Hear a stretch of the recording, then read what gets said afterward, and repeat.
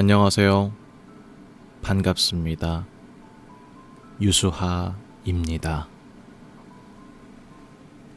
예. 오늘도 제가 돌아왔습니다.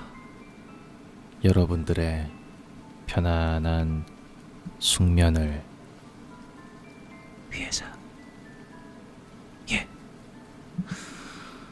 오늘 제가 읽어볼 거는요, 이 백야기담이라고 하는 연장물이랄까?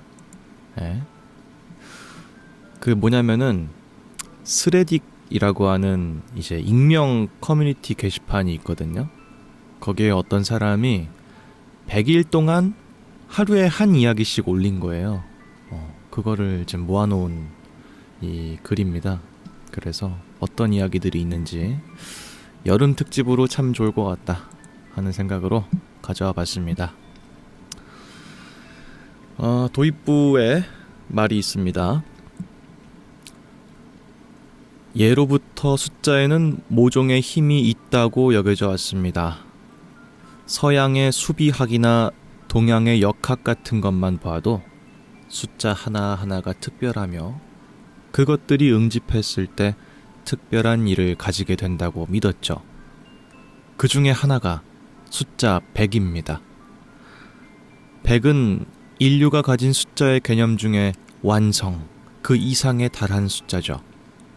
그래서 옛 일본에는 특별한 주제로 얽힌 이야기가 100개가 모이면 그 이야기 자체가 힘이 생겨서 기이한 일을 일으킨다는 전설이 있었습니다. 저는 바로 그 이야기를 한번 여기서 실행시킬까 합니다. 100번째 밤이 오기 전에 100일간 이어지는 짧지만 기이한 이야기가 100일에 걸쳐 펼쳐집니다. 그 후에 무슨 일이 생길진 모르겠지만 100일간 이 글과 함께 해주셨으면 합니다. 제가 지금까지 모은 기이한 이야기를 풀어보겠습니다. 라고 하는 웅장한데? 굉장히 웅장한데요. 네. 괴담이나 다른 글들에 비해서 작의라고 하죠. 글을 쓴 목적 이런 것들도 상당히 거기서부터 으스스한 느낌도 들고 하니까 기대가 됩니다. 어떤 이야기가 있을까요? 대한민국 경남 산천군 금서면 방곡리 지리산 중턱에는 일명 공개바위라고 하는 바위가 있습니다. 5개의 바위가 차곡차곡 쌓인 듯한 독특한 모습을 하고 있는데 기울어져 있습니다만 지금까지 무너지지 않아서 일명 한국판 피사의 사탑이라고까지 불렸습니다. 학자들은 오랜 시간 흙 속에 파묻혀 있다가 시간이 지나면서 자연스럽게 지표면 바깥으로 나온 것으로 보고 있지만 어떤 한 방송에서 5개의 바위가 모두 별개의 바위라는 것이 밝혀지게 됐습니다. 즉, 누군가가 바위 5개를 인위적으로 쌓았던 것이죠. 하지만 누가, 왜, 어떤 목적으로 공개 바위를 쌓았는지는 아무도 모릅니다. 어떤 기술력으로 공개 바위를 쌓았는지조차도 모릅니다. 근처 마을에서 내려오는 전설에 의하면 309만 피를 두른 마고 할미가 바위로 공기놀이를 하다가 거기에 쌓아두고 갔다고 합니다. 라고 하는 이야기입니다. 이런 이야기는 들어본 적 있는 것 같다. 이거는 설화가 아예 있지 않나요? 그죠? 그러니까 이제 5개의 바위가 이렇게 쌓여져 있는 게 있는데 기울어져 있지만 무너지진 않아서 되게 신기하다 라고만 생각했는데 알고 봤더니 그게 모두 성분이 달라. 5개가 누군가가 쌓아놓은 것 같다 라고 하는 거죠. 근데 엄청 큰 거인인 할머니가 옛날에 살았는데 그 사람이 공기놀이를 하다가 그만 잠깐 쉬려고 공기를 착 쌓아놓고 어디론가 떠나버린 그 남은 공기돌이라는 거죠. 이게 전설에 따르면. 근데 그런 전설을 나 본 적이 있는 것 같아. 검색 잠깐 해볼까요? 네, 지금 여러분들께서 보고 계시는 이 사이트는 나무위키입니다. 여기에 마고할미를 검색했을 때 나오는 문서예요. 마고할미는 한국 신화에서 전해져 내려오는 여신 혹은 창조신 그리고 거인신입니다. 마고할망, 마고할미, 마고할머니 혹은 마고선녀 등으로도 불립니다. 본명은 마고고요. 할미는 존칭에 해당합니다. 중국의 마고선녀에게서 영향을 받아서 이름이 마고로 변경되었을 것으로 보이고 한국 무속신앙에서 창조신 위치에 있는 여신이었습니다. 현대에는 무속신앙 속에 미미한 존재의 여신이 되었습니다. 하지만 지금도 한반도 각 지방에 마고 관련 전설이나 혹은 마고를 모시는 사당은 어렵지 않게 발견할 수 있습니다. 신당의 일종인 노고당의 할미도 마고 할미일 가능성이 있습니다. 라고 하는 거죠. 전승에 따르면 마고 할미는 하늘도 땅도 없는 세상에서 잠을 자면서 코를 골다가 하늘을 내려앉게 해서 카오스 상태를 만들고 깨어나면서 하늘을 밀어 갈라지게 만들어서 해와 달이 생기게 하고 땅을 긁어서 산과 강을 만들었고 큰 홍수를 막고 마지막으로 무당에게 자신의 힘을 내려주고 자신은 승천했다고 하는 인물로 묘사가 된다고 합니다. 그러니까 이제 창조신의 어떤 입지로 K 지저스 크라이스트 요런 느낌이죠. 내려져 오는 이야기인 것 같아요. 그래, 나 이런 걸 본 적이 있어서 저도 기억을 하는 거예요. 그래서 그 5개에 쌓여져 있는 바위가 이 마고할미가 공기놀이를 하다가 놓고 간 돌이 아니었을까 하는 그런 이야기였습니다. 되게 그냥 쓸데없거나 허무맹랑한 이야기로 끝났으면은 그냥 그런가 보다 했을 텐데 마지막에 지역 민담이랑도 얽히면서 이야기 자체가 상당히 생명력을 가지고 있는 이야기처럼 보이기도 한다. 하여튼 그렇습니다. 다음 2번째 이야기도 있습니다. 늦은 밤 혹은 새벽 라디오 주파수를 맞춰보다 보면 평소에 그 어떤 방송도 수신되지 않던 주파수에서 때때로 귀에 익은 클래식 음악이 들려오곤 한다. 음악 자체는 그렇게 특별할 것이 없지만 무심코 듣다 보면 어느 순간 갑자기 음악이 끊기고 사람들의 비명이나 고함 소리, 동물이 짖는 소리가 연달아 울리고 언제나 마지막에는 저음의 껄껄거리는 웃음소리가 이어진 뒤에 방송은 그대로 뚝 하고 끊긴다. 이게 어디서 발신되는지는 모르지만 이따금씩 늦은 시간에 평소에 아무것도 들리지 않던 채널에서 갑자기 클래식 음악이 방송된다면 조심하라 라고 하는 이야기입니다. 이게 주파수가 이제 평상시에 안 들리던 주파수에서 뭔가 클래식 음악이 들리면 주의하라 라고 하는 이야기네요. 근데 이런 게 지금은 좀 공감이 안 되는데 연배가 저랑 비슷한 저보다 조금 더 있으신 그런 분들은 좀 많이 공감될 것 같아요. 왜냐면은 요즘 누가 라디오를 누가 들어. 다 인스타그램하고 유튜브하고 그러지. 근데 이제 옛날에는 할 게 없으니까 TV 보거나 라디오 듣거나 이런 걸 많이 했단 말이에요. 특히나 이제 저도 학생 때는 라디오를 많이 들었는데 TV를 보면은 이 혼나잖아, 부모님한테. 너 왜 공부 안 하고 TV 보냐? 뭐 이런 식이니까. 그래서 뭐 올 때 갈 때 혹은 독서실에서 공부할 때 라디오 틀어놓는 게 그렇게 참 좋았어요. 많이 했고요. 근데 간혹 가다가 이 주파수를 자동으로 잡아주는 라디오들도 있지만 수동으로 내가 하나씩 진짜 한 헤르츠씩 내리면서 맞추는 것들도 있었거든. 근데 모든 채널을 내가 다 꿰고 있는 게 아니니까 어느 날에는 유달리 잘 잡히네 이 채널이. 근데 처음 들어보는 방송인데 뭐 이런 것들이 있는 게 그다지 이상하지 않다. 그러면 방금 봤던 이 이야기가 더 으스스해질 수 있죠. 근데 이제 지금은 별로 으스스하지는 않을 것 같아요. 공감대를 많이 얻기도 어려운 이야기인 것 같고.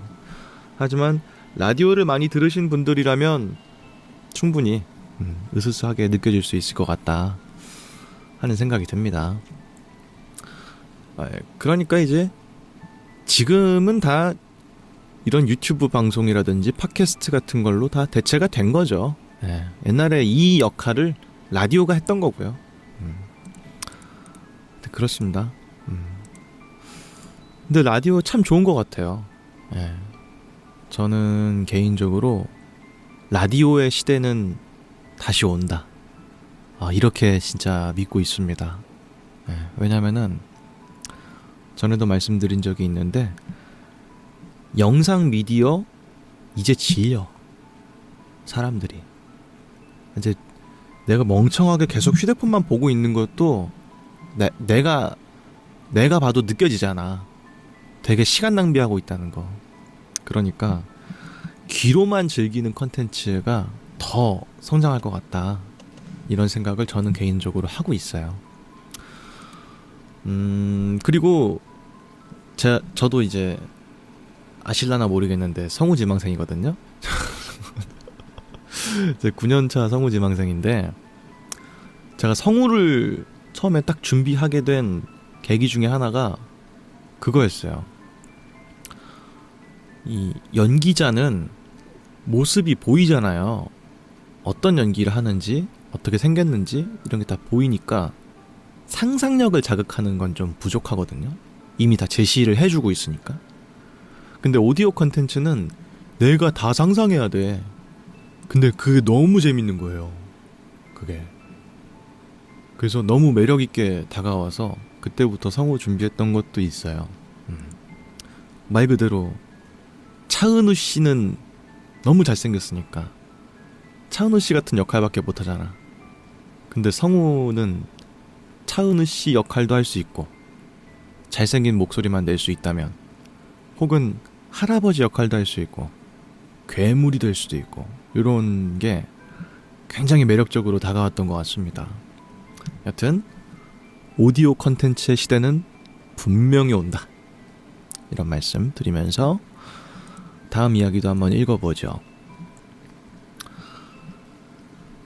조선 후기, 눈이 펑펑 내리던 어느 겨울, 이사관이라고 하는 선비가 눈 덮인 길을 가다가 눈밭에서 출산을 하는 바람에 오도 가도 못하고 있는 산모와 그의 남편을 만나게 됐다. 출산을 해서 몸 상태가 좋지 않았던 산모는 거의 실신 직전이었고, 갓 태어난 아기는 추위 속에서 애처롭게 울고만 있었다. 의로웠던 그 선비는 입고 있던 털옷을 벗어주었고, 직접 산모와 아기, 남편을 근처 마을로 데려다 준 다음에 쌀과 미역까지 사서 구안해 주었다. 그 덕분에 산모와 아기는 무사히 목숨을 건지게 되었다. 그런데 그렇게 구해진 아기가 먼 훗날 왕후의 자리까지 오를 줄 누가 알았으랴. 어렸을 적부터 이사관의 선행을 듣고 자란 왕후는 왕에게 여러 번 이사관을 치하해 줄 것을 부탁했고 결국 이사관은 정승의 자리까지 오르게 된다.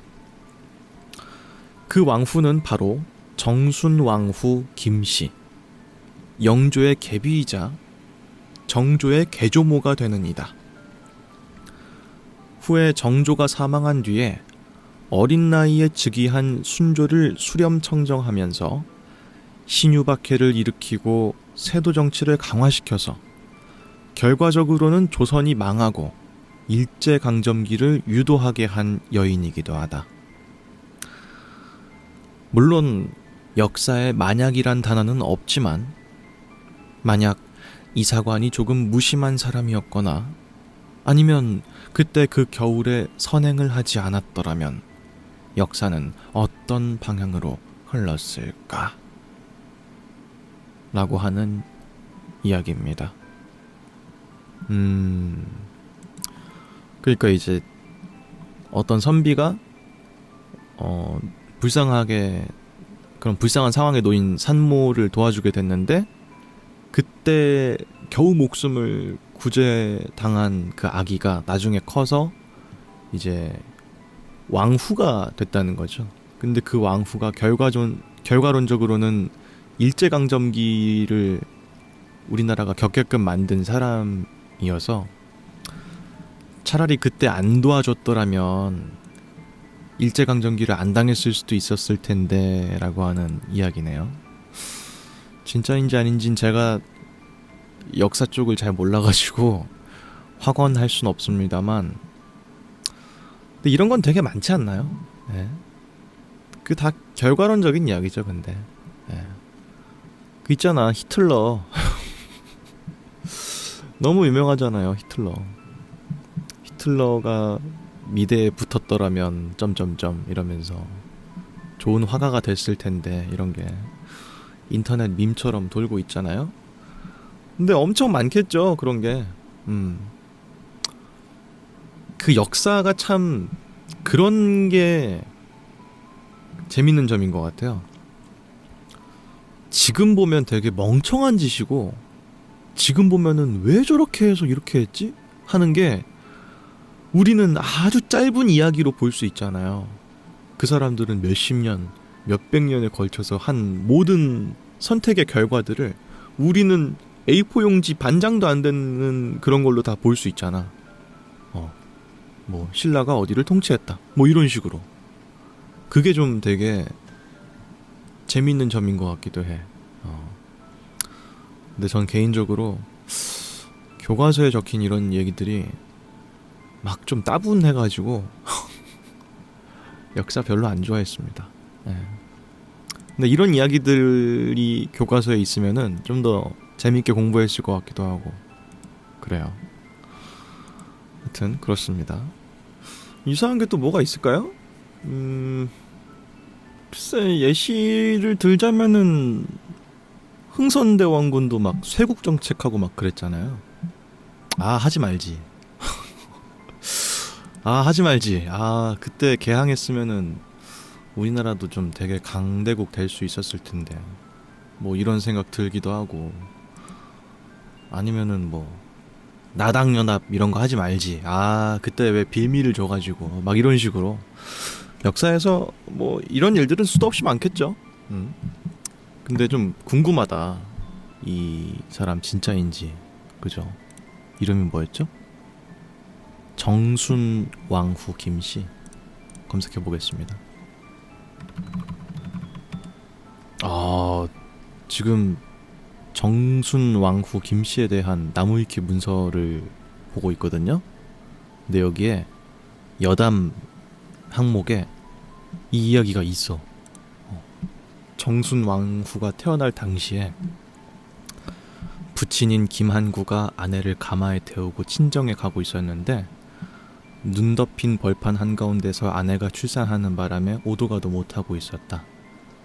마침 지나가던 이사관이라고 하는 선비가 자기가 입고 있던 털옷을 내주었고 나중에 정순 왕후가 왕비로 등극을 해서 영조에게 얘기해줬고, 영조는 이사관을 승진시켜서 정승 자리에 앉혔다 라고 하는 이야기가 있네요.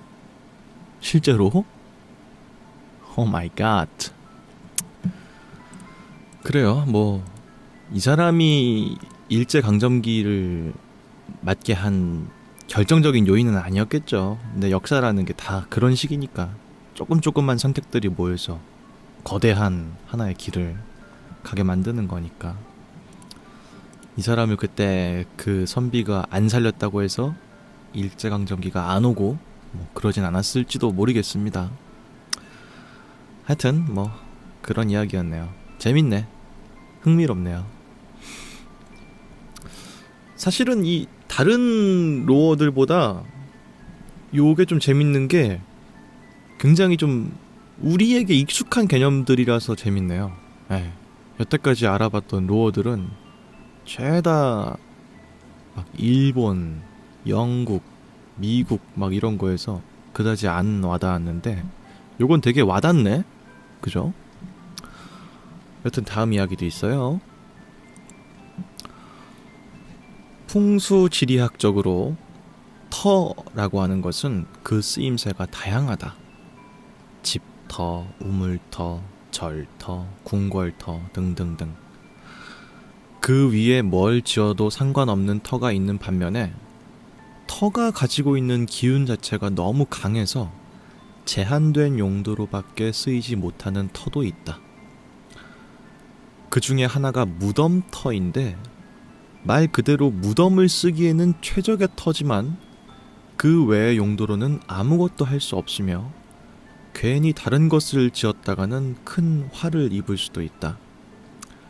그런데 이 무덤터의 기운이 너무 강하면 오랫동안 방치할 경우에는 외부로 흘러가서 애군을 불러올 수도 있기 때문에 옛 사람들은 그 위에 가묘를 지어서 터의 기운을 달랬다.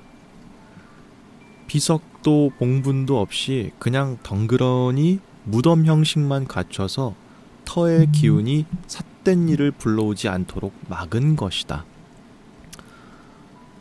하지만 그것은 어디까지나 임시방편으로 세월이 흐르면 무덤터의 기운이 다시 뻗쳐서 이따금씩 지나가던 사람들이 근처에서 급사하는 일들이 종종 일어나기도 했다.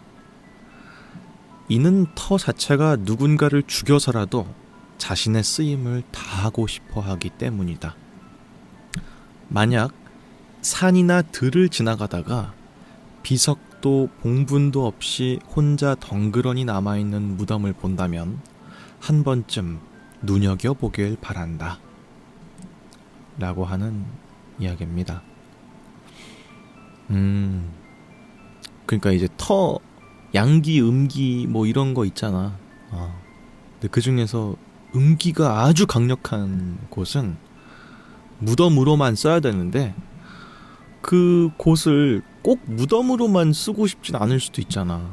그냥 덩그러니 놓고 싶을 수도 있고. 그럴 때는 가짜 무덤을 만들어서라도 그 기운을 다하게 해야 된다는 이야기네요. 참. 난 근데 있잖아요. 이런 걸 안 믿거든요. 제가 개인적으로 그냥 풍수지리, 뭐 사주팔자 이런 걸 다 안 믿어요. 근데 가끔씩은 그런 게 있나 싶을 때도 있긴 해. 예. 지금은 우린 사실상 무종교인이라고 해도, 종교가 없다고 해도 사실상 과학이란 종교를 믿는 거잖아요. 대다수 사람들이. 근데 제가 여태까지 도시전설이라든지 이것저것 많이 알아봤지만 얼토당토 아는 것도 과거에는 과학이란 이름으로 자행되어 온 게 많단 말이에요. 뭐가 있어요? 예를 들어서 동성애자 판독기 이런 것도 있었대. 옛날에는 과학이라는 이름으로 수많은 사람들이 그것 때문에 직장에서 잘리고 스스로 목숨을 끊기도 하고 이랬다는 거예요. 지금 와서는 그게 말도 안 되는 사이비 과학이라는 걸 알지만 그 당시엔 그게 과학이었단 말이야. 그럼 지금 우리가 당연하게 믿고 있는 과학들도 먼 미래에 보면 사이비 과학일 수도 있어. 믿음의 하나에 불과할 수도 있다는 거죠. 그러니까 과학이라고 모든 걸 다 해결해 주진 않을 수도 있다. 너무 과학이 만물인 것처럼 할 필요는 없는 것 같다. 이런 생각을 합니다. 물론 저도 과학을 믿지만 저도 과학을 믿지만 너무 과학적으로 말이 안 돼 라고 하는 이유로 풍수지리를 그냥 터부시하기에는 나름 이것도 꽤 맞는 구석이 있는 걸지도 몰라, 이런 생각이 저는 가끔 할 때가 있어요. 근데 내가 봤을 때 제가 풍수지리를 믿는 사람이 아니니까 최대한 과학적으로 좀 믿어보자면 유난히도 빛이 잘 안 들어오고 습기가 좀 있고 그런 곳은 있을 수 있잖아요. 그러면 아무래도 태양빛이 덜 들어오고 습하고 이러면 사람이 거기에 별로 살기가 좋지 않을 수는 있겠죠. 그러니까 컨디션도 안 좋아지고 이럴 수는 있을 것 같아, 터에 따라서. 그게 제가 그나마 과학적으로 인식할 수 있는 풍수지리의 입장이 아닐까 생각은 합니다. 재밌는 이야기네요. 네. 파묘라든지 그런 영화들도 결국 다 이런 거를 하고 있는 거잖아. 그죠? 파묘에도 나오잖아. 그 터가 되게 안 좋다. 왜냐면은 기본적으로 묘자리는 양지가 바르고 습기가 안 차고 그런 좋은 데에다가 해야 되는데 파묘에 나오는 그 무덤은 너무 안 좋은 자리인 거야. 왜 여기다가 묻었지? 싶을 정도로 너무 안 좋은 자리였던 거죠. 근데 이야기가 진행되면서 밝혀지는 사실이 그 묘가 사실상 친일파에 가까운 사람의 묘였고, 그런 거를 막기 위해서 되게 안 좋은 자리에다가 일부러 그 묘를 묻어놓은 거였다는 이야기가 파묘에 나오잖아요. 그런 것처럼 뭐 너무 많이 익숙하게 우리가 받아들여지는 이야기라서 나름 일리가 있는 걸지도 모르겠다, 이런 생각이 들기도 합니다. 하여튼 흥미로운 이야기네요. 다음 이야기도 있습니다. 헐리우드의 한 배우가 고민에 빠져 있었다. 한 감독이 그를 주연으로 발탁해서 섭외했지만 그 배우는 도저히 그 배역을 자신이 소화할 수가 없을 것 같았기 때문이었다. 대본을 보고 한참 동안 고민에 빠져 있는데 갑자기 밝은 인상을 가진 어떤 여인이 불쑥 나타나서는 그리스도는 당신을 사랑하십니다 라는 어처구니 없는 말만 하고 사라졌다. 그 말을 들은 그는 무언의 계시를 받은 듯 영화 섭외에 응하게 된다. 그 배우의 이름은 제임스 카비젤. 그리고 그가 고민 중이었던 영화는 그리스도의 고난을 최고로 잘 표현했다는 영화 패션 오브 크라이스트였다. 그리고 그가 맡은 배역은 무려 고난받는 예수의 역할. 그는 이 영화를 통해서 최고의 인기를 누렸으며 역대 영화 중에서 가장 완벽한 예수상을 연기한 것으로 평가받고 있다 라고 하는 이야기입니다. 그러니까 예수 역할을 할까 말까 이렇게 고민하고 있던 배우한테 일면식도 없던 사람이 와가지고 그리스도는 당신을 사랑하십니다 이렇게 하고 홀연히 사라져버린 거네요. 그 말을 듣고 한번 해봐야 되겠다 해서 이제 했는데 그걸로 이제 일약 스타덤에 올랐다는 그런 이야기입니다. 이런 이야기를 들었을 때 진짜 안 믿겨지는데 진짜 그런 게 있나 싶은 거야. 아니 그 성시경 씨도 옛날에 방송 나와서 말씀하신 거 있잖아요.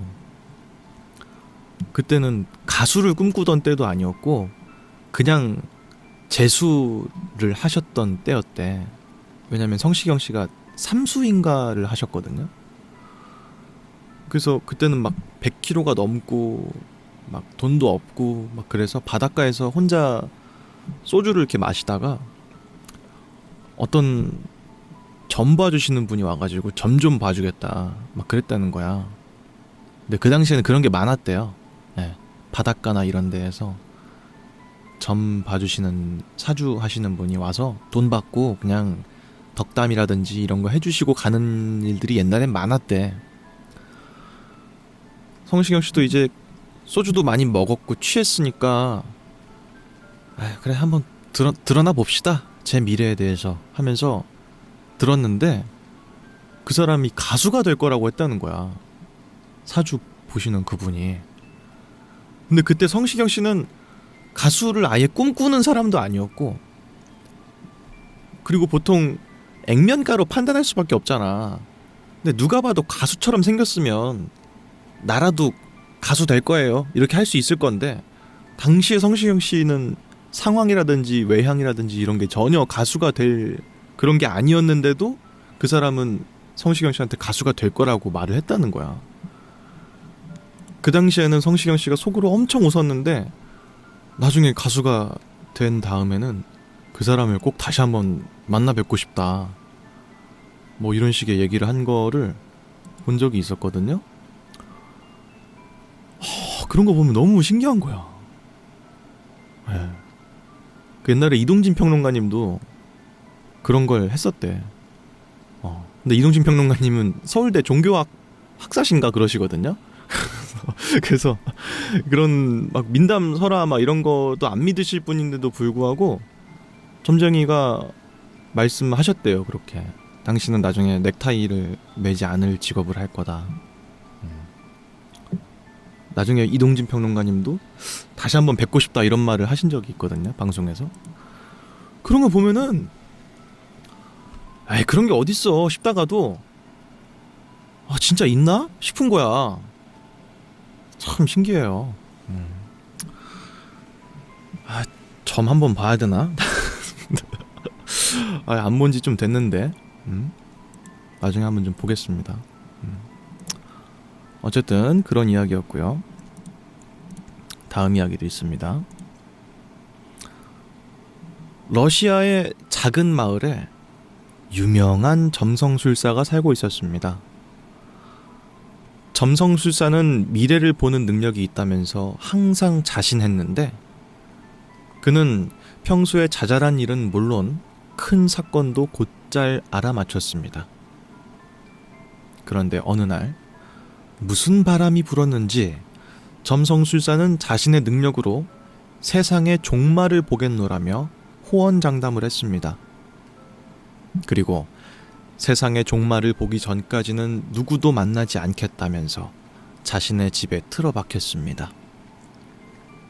하지만 하루, 이틀, 3일, 일주일을 넘어가자 걱정된 이웃들이 점성술사의 집을 찾아가게 됐습니다. 그리고 그들은 의자에 앉은 채 싸늘하게 식은 점성술사의 시체를 발견하게 됐습니다. 점성술사의 사인은 엄청난 쇼크로 인한 심장마비였는데 무슨 이유인진 모르겠지만 그의 두 눈은 새카맣게 타들어 있었습니다. 하지만 무엇보다 사람들이 놀란 것은 죽은 점성술사가 매우 흡족한 미소를 짓고 있었기 때문이었습니다. 과연 그가 본 세상의 종말은 어떤 모습이었을까? 라고 하는 이야기입니다. 이렇게 미래를 본 사람이 뭔가 봤겠죠. 세상의 종말을. 근데 어떤 종말이었길래 한껏 웃으면서 죽어있던 걸까 하는 이야기네요. 이런 류의 로어는 참 많이 읽은 것 같은데 상상력을 자극하니까 더 무서운 것 같아요. 네. 만약에 이 이야기가 점성술사가 그런 미래를 예언했다더라 이렇게 끝났으면은 별로 안 무서운데 이렇게 어떤 미래인지는 결국 누구에게도 말하지 못하고 죽은 채로 발견된 거잖아요. 요렇게 끝나는 게 더 감질나서 훌륭한 도시전설로 되는 게 아닌가 하는 생각이 듭니다. 근데 이제 뭐 그런 말도 들은 게 있거든요. 사람이 죽을 때 그 대량의 옥시토신인가? 이런 게 나온대. 그래서 그렇게 고통스럽지 않게 죽게 된다고 하더라고요. 되게 편안하게 죽게 된대요. 그래서 죽을 때 미소를 띠는 것도 그런 영향이 아니었을까 라고 하는 T의 시선. 너 T야? T의 시선. 그렇습니다.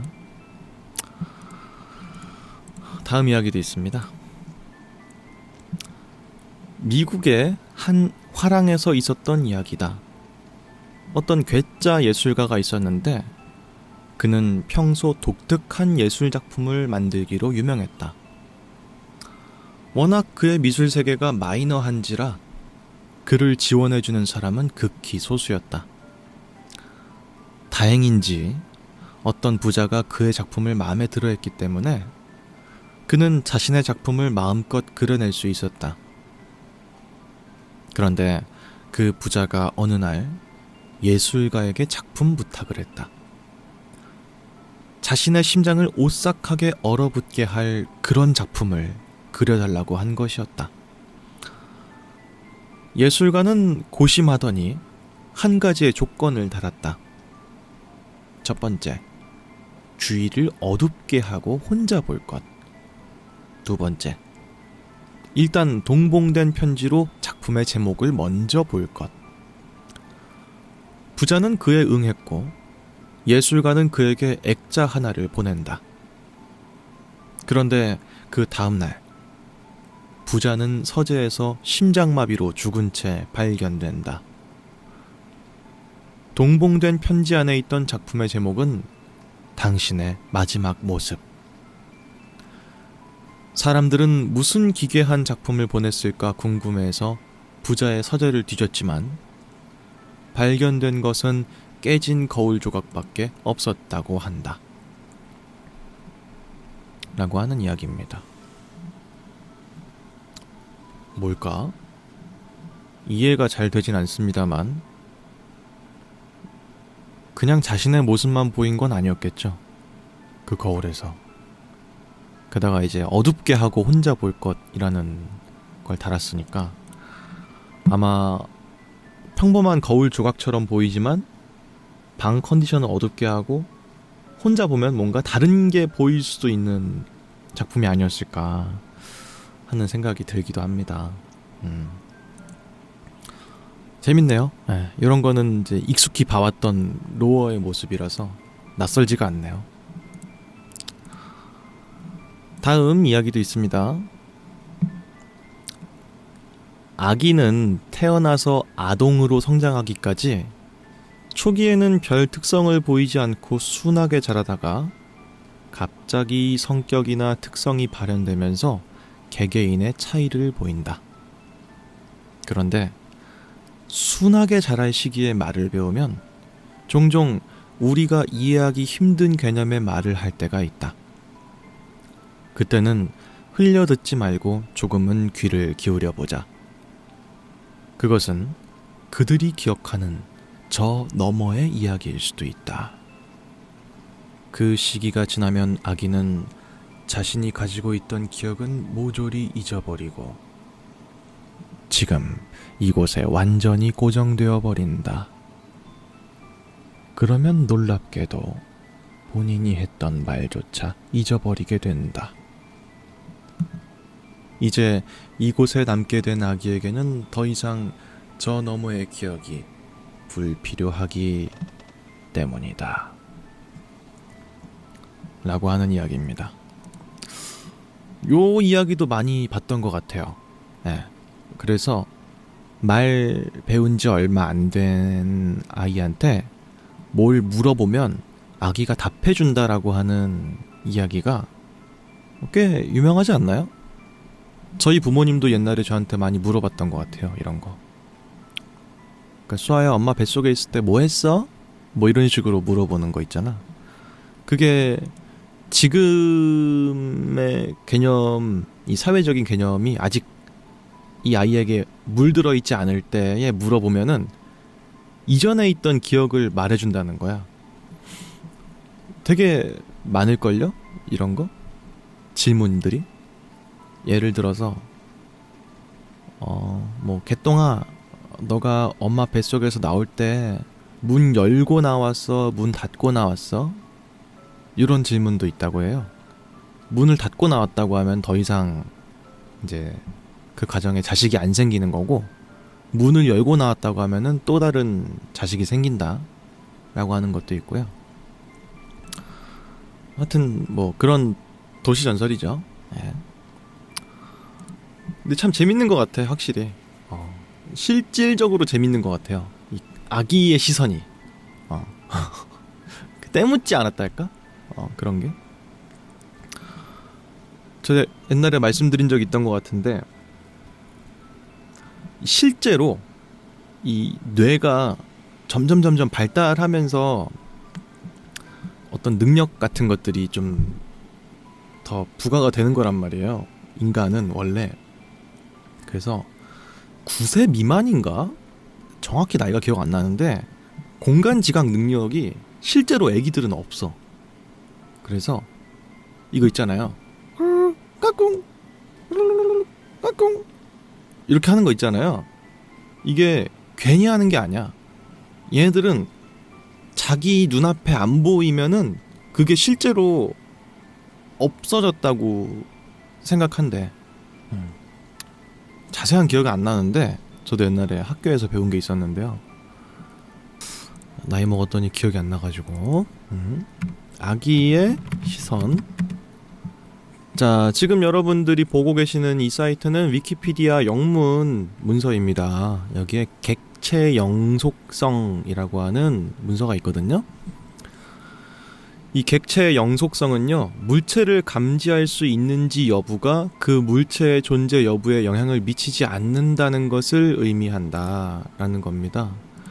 그렇기 때문에 우리는 잠깐 안 보이는 것이 잠깐 안 보이는 거에 불과하구나 라는 걸 알고 있지만, 아기들은 실제로 그 물체가 잠깐 안 보인다고 해도 뭐야, 없어졌어? 어떻게 된 거야? 이렇게 한다는 거예요. 그렇기 때문에 우리가 보는 관점이랑 아기가 보는 관점이 실제로 다르다.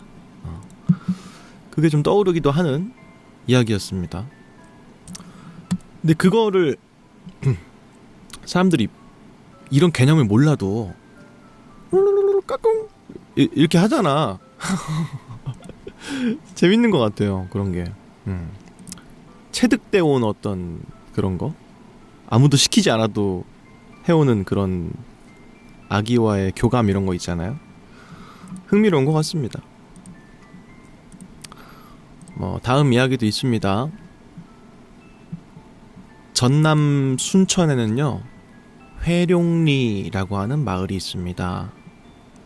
돌아올 회, 용자로 마을의 이름을 씁니다. 근데 여기에는 한 가지 전설이 얽혀 있습니다. 과거에 회룡리에 있던 강에는 용이 승천을 했는데 그 용이 언젠가는 다시 마을로 돌아온다는 것이었습니다. 그리고 강 깊은 곳에는 용이 남기고 간 흔적이 남아있어서 눈썰미가 좋은 사람은 그걸 알아볼 수 있다는 것이죠. 물론 전설은 전설일 뿐 딱히 이름에 의의를 두는 사람은 많지 않았습니다. 그런데 지질 조사 결과 용이 승천했다고 하는 전설이 남겨진 강에서 고대의 공룡이 남긴 발자국 화석이 발견되었습니다. 과연 언젠가 돌아온다고 하는 그 용은 어떤 존재였고, 전설을 만든 사람들은 과연 무엇을 보았을까? 라고 하는 이야기입니다. 회룡리, 이것도 들어본 것 같은데? 에? 우리가 좀 알고 있을 이미지는 이런 건데, 회룡포, 그죠? 크게 쫙 돌아가는 강의 그런 모습이죠. 이게 보통은 이제 물살 때문에 이렇게 생기는 건데, 막 우가코라든지 그런 이제 해안 침식 지역이 이제 생기는 그런 전형적인 모습이잖아요. 근데 실제로 이쪽 지역에 공룡의 발자국 화석이 나온 적이 있었다는 거죠. 그러니까 어쩌면 마을 사람들에게 전해져 오는 그 승천했던 용이 돌아온다는 전설이 진짜였던 건 아닐까라고 하는 이야기인데요. 진짜일 것 같진 않고, 워낙 그렇게 침식되고 그런 오랜 세월을 가지고 있는 곳이라면 뭐 공룡 화석이 나오는 건 이상한 일이 아니니까 그냥 그럴 수 있을 것 같다는 생각이 듭니다. 저는 개인적으로. 하여튼 재밌네요. 예. 다른 이야기들보다 한국과 연관된 이런 거는 더 와닿는 느낌이 있어서 재밌는 것 같습니다. 다음 이야기도 있습니다. 중국의 산해경은요, 현존하는 문서 중에서 가장 오래된 문서 중에 하나입니다. 이 산해경은 고대 중국의 전설과 기이한 동물, 그리고 풍습에 대해서 다루고 있는 책입니다.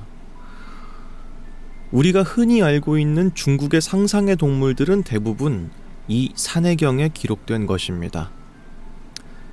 비록 누가 썼는지는 알려지지 않았지만 몇천 년간 전에 내려온 산해경의 그 기록은 실로 방대하고, 세월이 지나면서 손실된 양까지 합친다면 한 인간이 평생에 걸쳐 써야 겨우 완성할까 말까 할 정도입니다. 인쇄술이 발달하지 않았을 시기의 책은 전부 손으로 직접 옮겨 적지 않으면 불가능했기 때문이죠. 그런데 산해경에 기록된 동물 중에 실제로 생존하고 있는 것은 전혀 없고, 산해경에 기록된 지리나 나라, 풍습도 당시 현존하던 그 어떤 곳과도 일치하지 않습니다. 즉, 산해경의 저자는 평생에 걸쳐서 존재하지도 않는 곳에 대한 기록을 남긴 셈이 되는 것입니다. 과연 이름 모를 그는 무엇 때문에 말도 안 되는 기록을 남기는데 막대한 시간을 보낸 것일까? 혹자에 의하면 어쩌면 산해경은 이 세상이 아닌 전혀 다른 곳에 대한 기록을 남긴 것일지도 모른다고 합니다.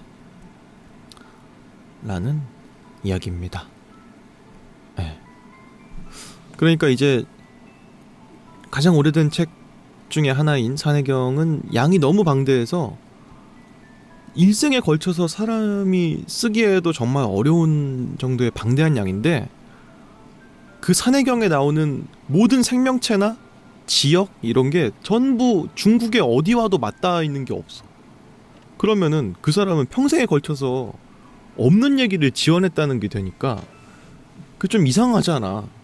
그리고 인간으로서 가능할까 싶기도 하고, 아무리 잘 쓴 소설이어도, 허무맹랑한 소설이어도 이렇게 방대한 양을 쭉 쓸 수는 없잖아요. 그러니까 사실 그게 소설이라든지 지어낸 얘기가 아니라 작가가 실제로 알려지지 않은 어떤 곳에 갔다가 쓴 기록 같은 게 아니었을까 하는 이야기입니다. 나름의 신빙성이 좀 있죠. 그렇게 보자면. 이거는 유사한 이야기가 그 애니메이션에도 있어요. 원피스. 원피스. 그 애니메이션에도 만화책으로 30권쯤 그쪽에 나와요. 하늘섬 에피소드가 나오거든요. 뭐 보신 분들은 다 아시겠지만 그 노랜드라고 하는 탐험가가 있었어. 그 사람이 어떤 명을 받아서 신대륙을 찾는 그런 명을 받고 막 떠돌다가 폭풍우를 만나고 하다가 어떤 섬에 도착을 하게 되는 거예요.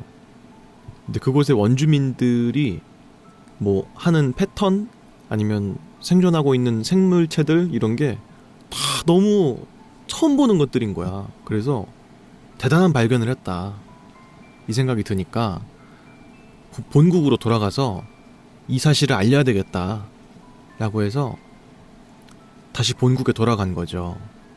내가 이런 곳을 발견했다. 신대륙입니다. 거기에는 듣도 보도 못한 동물들이 살고 있고 어마어마한 황금으로 돼 있는 막 그런 것들이 잔뜩 있습니다 하면서 하니까 막 칭송받아. 야, 역시 노랜드 최고의 탐험가야 막 이러면서. 근데 그 말을 들은 그 왕이 거기에 엄청난 황금이 있다고? 가봐야 되겠다 해가지고 직접 가게 된 거죠. 노랜드랑 같이. 근데 갔는데 섬이 그냥 없어. 내가 발견했다고 했던 그 신대륙이 없어. 전혀 없어. 그냥. 그래서 거짓말쟁이 노랜드라고 불렸다는 그런 에피소드가 나오거든요.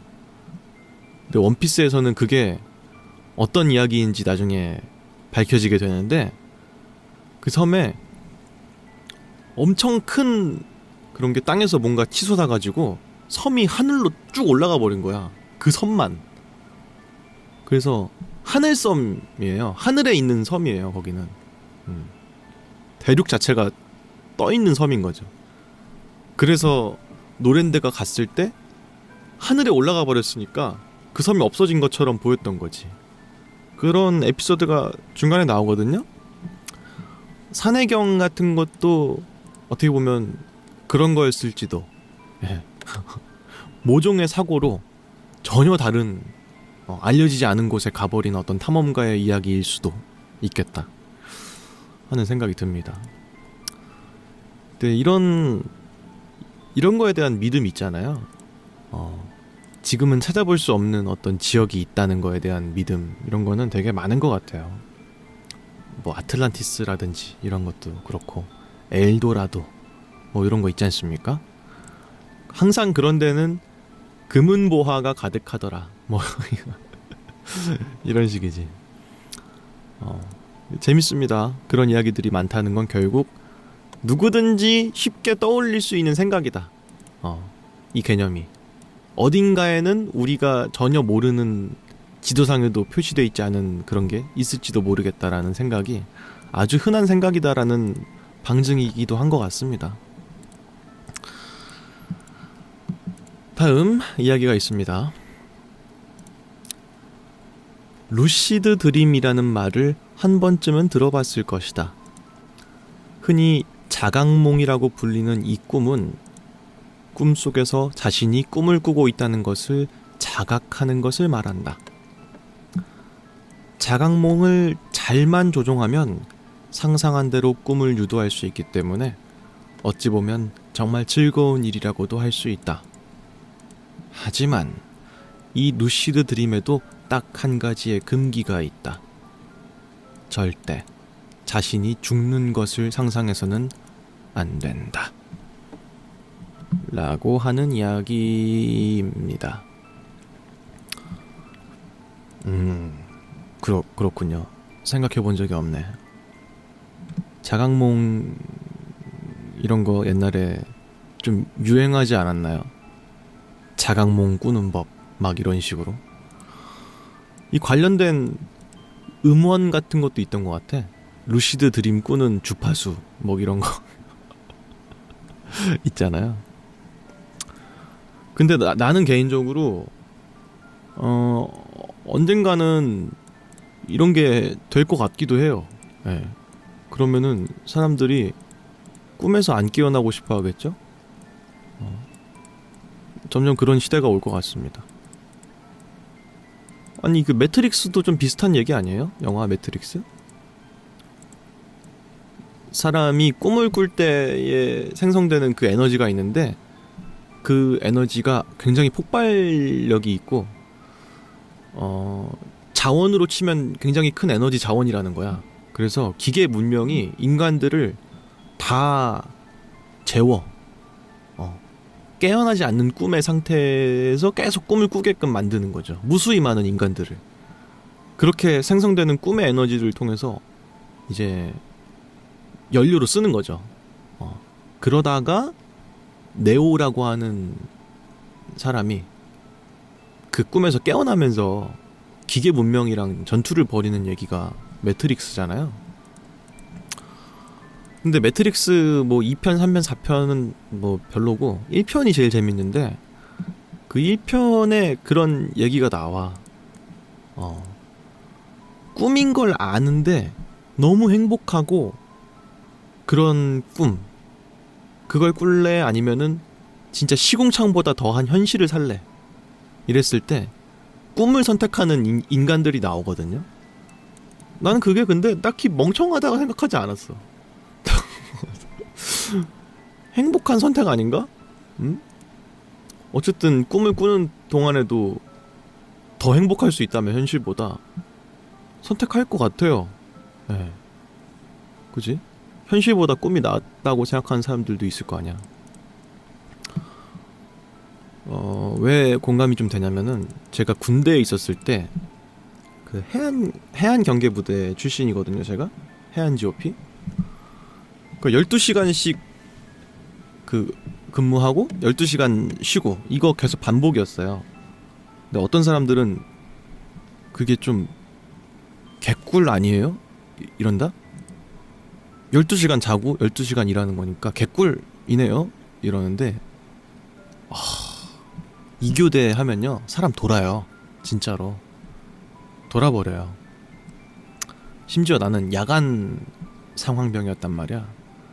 밤 8시부터 아침 8시까지만 딱 일하고 퇴근하는 거예요.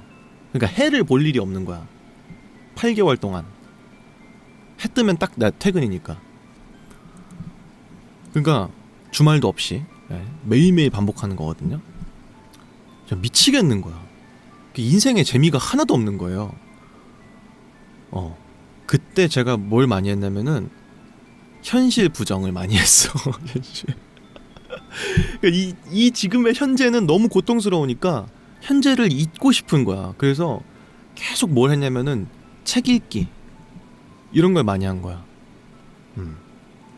그리고 그때 좋아했던 것 중에 하나가 꿈꾸는 걸 되게 좋아했어요. 현실은 맨날 틀어박혀 있고 맨날 반복되고 재미없는 것만 반복되는데 꿈은 재밌는 걸 꾸면 되게 재밌잖아. 그래서 그 당시에 꿈꾸는 걸 되게 좋아했고 자기 전에 막 기도하고 잤어요. 오늘 꿈 제발 재밌는 거 꾸게 해주세요. 이런 식으로. 그러니까 공감이 돼. 누군가는 그냥 그런 현실 살래 아니면은 정말 재밌는 너가 할 수 있는 거 다 할 수 있는 꿈만 꾸면서 평생 살다가 죽을래 하면은 꿈을 택하는 사람들도 많을 것 같아요. 어쨌든 그런 이야기였습니다. 다음 이야기도 있습니다. 인도 치토르에 있는 승리의 탑에는 아바오 아쿠라고 하는 기묘한 생물이 잠들어 있다고 전해집니다. 아바오 아쿠는 승리의 탑 계단 맨 밑바닥에 잠들어 있으며 누군가가 승리의 탑을 오르기 시작하면 본격적으로 깨어납니다. 그리고 탑을 오르는 사람이 숨결을 내뱉으면 그것이 곧 아바오 아쿠의 생명력이 됩니다. 하지만 탑을 오르는 이는 아바오 아쿠가 어떤 존재인지를 볼 수가 없으며 그저 존재감만으로 어렴풋이 느끼는 게 다라고 합니다. 아바오 아쿠는 탑을 오르는 사람을 따라 같이 탑을 오르고 그 사람이 마지막 계단을 밟고 정상으로 향하는 순간 진실된 모습으로 설 수 있다고 합니다. 하지만 그 올라간 사람이 영적으로 깨어있는 존재가 아니면 아바오 아쿠는 다시 비명을 지르면서 생명을 잃고 맨 마지막 계단으로 굴러 떨어져 버리고 맙니다. 지금까지 무수히 많은 사람이 탑을 올랐지만 아바오 아쿠가 진실된 모습을 갖춘 것은 오직 딱 한 번뿐이라고 합니다. 라고 하는 이야기입니다. 재밌는 이야기네. 그죠? 되게 어쩜 이런 이야기가 다 있냐? 그러니까 어떤 꽤 높은 탑이 있겠죠? 거기는 이제 어떤 사람이 첫 계단을 밟는 순간에 그 탑 안에 살고 있는 기묘한 생물이 눈을 뜬다는 거지. 번뜩. 그래서 그 사람이 정상에 올라갔을 때까지 계속 같이 오르는데 실제로 보이는 존재는 아니기 때문에 사람은 몰라.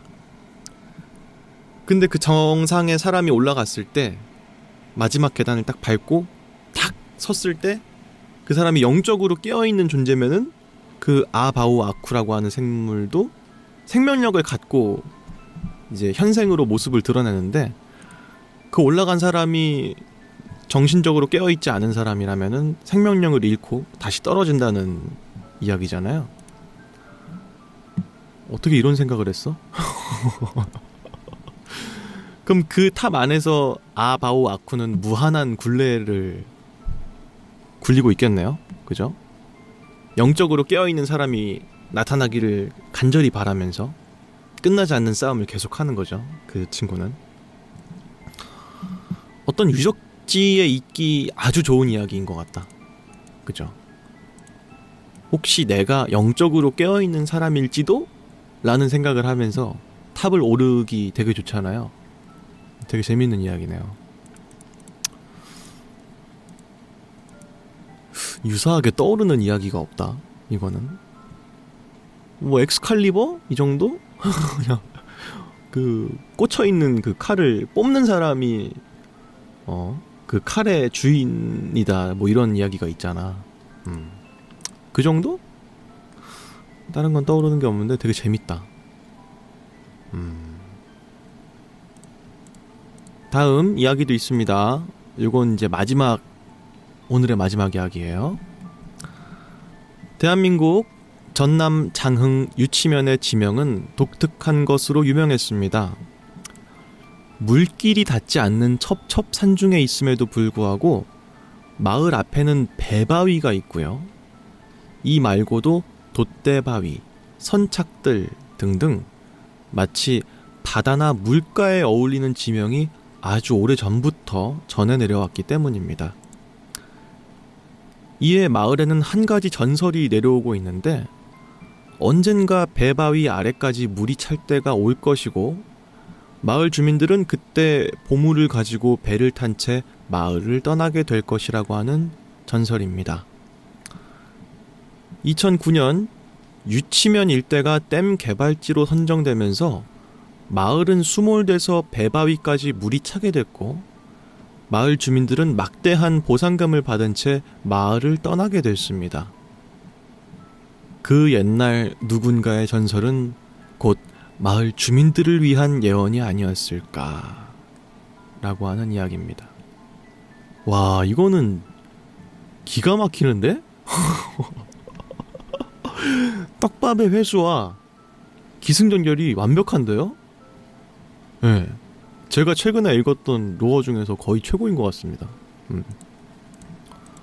이상하게도 마을에, 산에 있는 마을인데 선착장 이런 데가 있고 이러니까 뭘까 싶었는데, 전설에 따르면은 언젠가는 이 마을에 물이 가득 차게 될 거다. 그때 사람들은 그 마을을 떠날 때 금은보화를 가득 챙겨서 그 마을을 떠나게 될 거다 라는 게, 나중에 이제 댐 건설지로 이제 그 마을이 지정되면서 실제로 그 마을에 물이 가득 차게 됐고, 마을 주민들은 보상금을 받고 떠나니까 두둑히 돈을 챙겨서 마을을 떠나게 된 거네요. 와, 대단한데? 이거 대단한데? 오, 그렇습니다. 야, 이거는 제가 더 첨언할 게 없네요. 이건 이야기로서 구조가 완벽하다. 너무 완벽해서 다음 걸 좀 알아볼게요. 하나 더 찬스. 자, 사람이 진화했는지 아니면 진화하지 않았는지 구분하는 가장 간단한 방법은 바로 이와 턱의 구조를 보는 것입니다. 인간은 수렵 생활을 하는 동물에서 농경 생활을 하는 동물로 진화했습니다. 과거의 원시인 같은 경우에는 턱이 돌출되어 있고 송곳니가 뾰족하지만 근세대에 이를수록 턱이 들어가고 이빨은 평평해집니다. 그것은 고기를 찢어 먹던 식생활이 곡식이나 식물을 씹어먹는 식생활로 바뀌었기 때문입니다. 간혹 유독 송곳니가 뾰족한 사람은 생물학적으로 진화가 덜 돼서 옛 원시인들의 구조가 남아있기 때문입니다. 재미있는 것은 관상학적으로 이가 뾰족한 사람은 호기가 있고 용기가 있으며 담대한 사람으로 보고 있다는 것입니다. 즉, 어쩌면 우리가 말하는 용기는 채 사라지지 않은 야성의 잔유물일지도 모릅니다. 라고 하는 이야기입니다. 오해가 있을 수도 있어서 말씀드리는데, 제가 지금 알아보는 건 다 그냥 도시전설이에요. 네. 팩트인 것도 있지만 대다수 이야기들은 사실인지 아닌지 명확하게 알 수 없는 그냥 떠도는 이야기입니다. 그러니까 너무 과학적인 잣대로 이제 믿진 마시고, 다만 어쨌든 인간이 진화를 해왔을 때 처음에는 날짐승들과 마찬가지로 고기를 뜯어먹고 지냈기 때문에 송곳니가 뾰족했다는 거죠.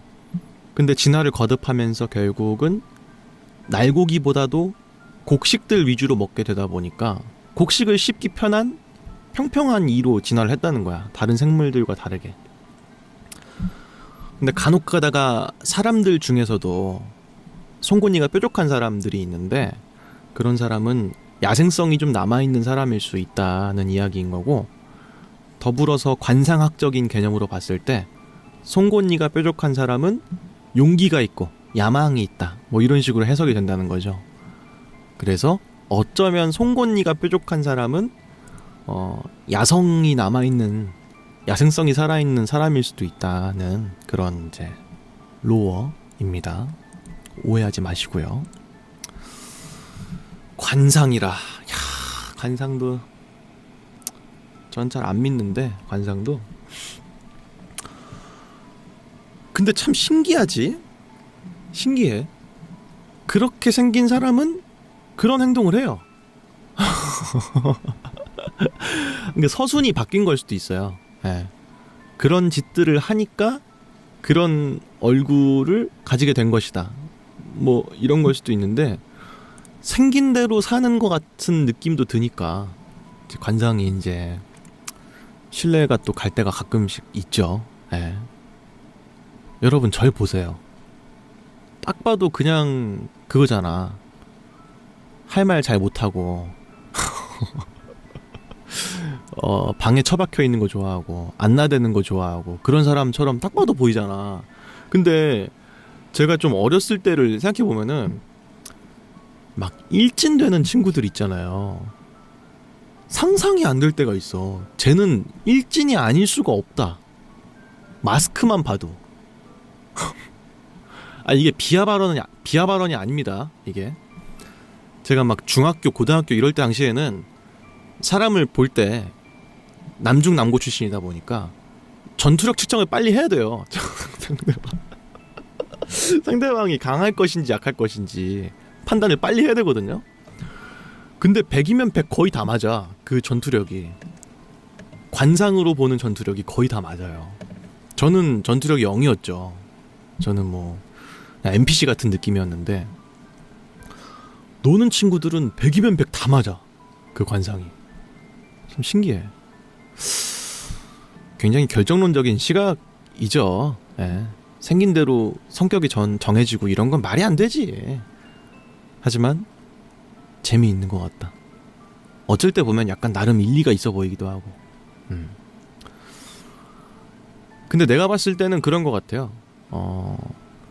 그 관상이라기보다는 사실 인상이지, 인상. 예. 그 사람이 어떤 인상을 갖고 있느냐, 좋은 인상이냐, 뭐 나쁜 인상이냐, 호감을 주는 상이냐, 아니면은 비호감인 상이냐, 이런 거에 따라서 사람들의 선입견이 좀 아무래도 생기기도 하고 그런 게 있잖아. 이를테면 뭐랄까, 너무 잘생겼어. 그러면은 굳이 그 사람이 뭘 안 해도 주변 사람들이 잘 해주거든요. 그런 사람 성격은 둘 중 하나겠죠. 좀 대바라지거나 아니면은 모든 것에 감사하면서 사는 사람이거나. 크게 노력을 안 할 수 있겠죠. 왜냐면 내가 노력을 안 해도 주변 사람들이 잘 대해주니까. 그런 게 성격처럼 굳어질 수는 있잖아요. 네. 그런 느낌? 근데 외모가 출중하지 못하다. 그러면 더 노력을 해야 될 수도 있잖아. 노력을 한 만큼 사람들이 대우해 줄 수 있다면. 그러면 이제 비호감인 사람은 근면성실하고 뭐 이런 식으로 상이 정해질 수 있지. 차은우 씨 같이 생긴 사람은 뭐 성격이 좋고 성격이 온화하고 이렇다는 게 어쩌면 그냥 인상에 따라서 그 사람의 성격이 정해질 수도 있는 게 아닌가 하는 생각을 할 때가 많아요. 언제 좀 느꼈냐면요. 제가 옛날에 카페에서 일했을 때 점장님이 있었는데 저랑 나이 차이가 3살 났거든요. 여성분이었어요. 근데 되게 진짜 고운 분이었거든요.